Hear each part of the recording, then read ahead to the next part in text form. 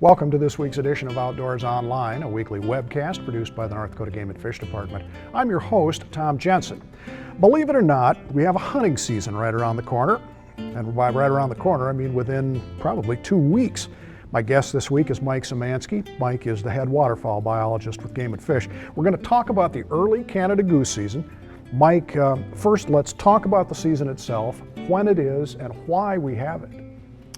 Yeah, the season starts here August 15th, so it's actually, I guess as far as technical terms go, part of it's a management take, that would be the portion in August, and then the part that's in September is a hunting season. And we have this, well, we've had it since about 2000, where we put it in place because we were having issues with Canada goose and crop depredation, and we were really to the point with our populations where we thought that we could start providing some extra hunting opportunity. It's kind of similar to the spring conservation season on snow geese. It's a little bit. The management take especially is like that, where it's a special management order from the Fish and Wildlife Service to allow us to hunt outside of federal framework dates. So yeah, I mean, as time's gone on, we've got more and more Canada geese available, and more opportunity available to hunters to help out with the problem or problems that we have. We are a fair bit above population objectives. So we have been increasing bag limits and affording hunters as much opportunity as we think we can with those birds. You mentioned Canada geese. It is for Canadas only. That's right, just Canada geese. Several years ago, Mike, we moved the early season up about a month till the middle of August. I don't know if you'd call it move the dates up, because actually what we did was just add hunting opportunities. We actually added the days. There were it was a complete addition of opportunity to put those days in August. Since they were management take days, they don't actually subtract from anything else, where, you know, if we were moving season dates around or adding days to a season, we could be potentially taking stuff off of an end date or something like that. But right. When we added days, we 15, should mention we only get so many days a year from the U.S. Fish and Wildlife Service to have a goose season. And we do use all of our Canada goose hunting days, even with the addition of the days in August that start the 15th of August. I know last year we had a very wet spring. Farmers were late getting in the fields. They were late harvesting. This year, almost the same thing. We did have some wet weather and things. Is it a problem for hunters to find harvested fields to hunt in this time of year? Some years it sure can be. A little bit depends on what producers plant in a given area.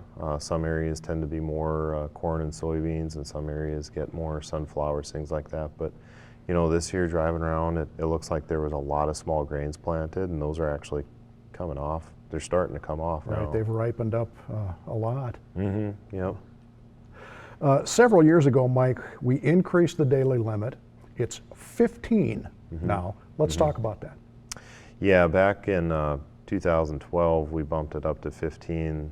The year prior, we went to 8, and immediately after went to 15, just thinking, you know, we really have to get on these birds. We were seeing some phenomenal production around the state where we knew we weren't getting our arms around them, and we figured, well, it's an early season opportunity. It's all that guys are going after that time of year. Maybe we can get a few more birds in the harvest doing that, and it seems to work so far. I mean, it's one of those deals where you recognize your average hunter isn't going out and shooting 15, but there are groups of guys that are certainly capable of doing that. Guys that are doing it right. A lot of the time. And you know, some guys, all they do is hunt Canada geese, so they're very specialized for it, they're very good at it, and they can get their daily bag limit each time.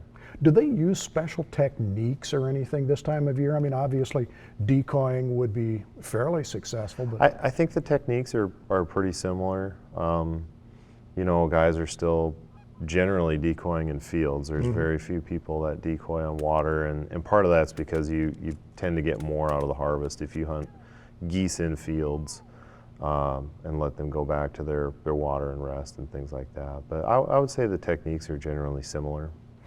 Now, non-residents are welcome to hunt, correct? Absolutely. The days that they hunt don't count against their allotted time that they can hunt during the fall. The licensing requirements for both residents and non-residents changed a few years ago for the early Canada Goose season, where residents now need to buy a $5 Canada Goose permit for the early season, and they also need their small game and general game habitat stamps. Then after September 1st, all hunters over the age of 60 and older need to have a federal waterfowl stamp, and everybody throughout the season needs to have HIP registration. Non-resident hunters just need to have their $50 special early season license for Canada geese. And that's kind of good because it gets them away from the zone requirements of the regular season license, doesn't count against their regular season days. So it really allows people to spread out a little bit if they want. Are there any special regulations that hunters in general have to follow? I know the spring conservation season for snow geese, they allow electronic calls, they allow unplugged shotguns, not the same for this season. Right, we haven't put in any of those extra abilities for, or loosening regulations, I guess, for taking Canada geese. Plug shotguns are required. No electronic calls can be used. All right, Mike, thanks. If you plan to hunt during the early Canada Goose season, here are a few things you need to know. First of all, licenses, as Mike mentioned. Residents need a $5 early Canada Goose license and a general game and fish habitat license.